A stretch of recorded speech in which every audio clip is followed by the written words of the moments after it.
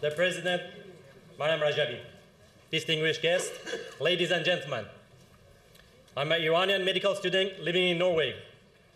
My parents were arrested by the Iranian regime when my brother was only two years old and I was only 4 months old.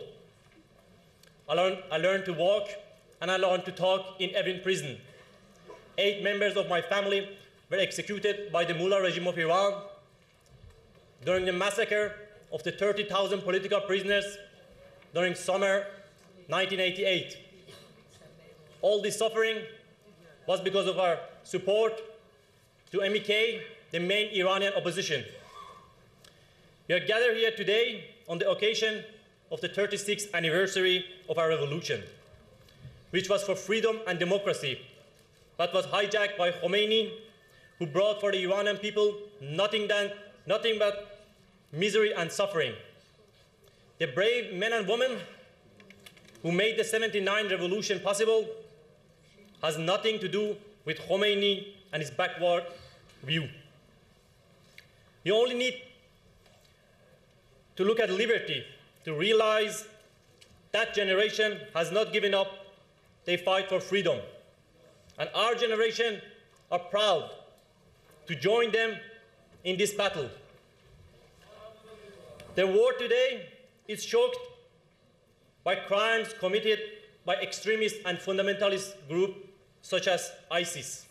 But let us remember, long before ISIS existed or even was created, more brutal crimes were committed in Iran. During the Iran-Iraq war, the Iranian regime sent hundreds of thousands of Iranian children between 10 and 15 years old in the front line of the war to clean the minefield. At the same time, during the bloody 80s, tens of thousands were executed. More were imprisoned and tortured. The brutal regime of Iran even issued a fatwa against female political prisoners to be raped the night before they were executed.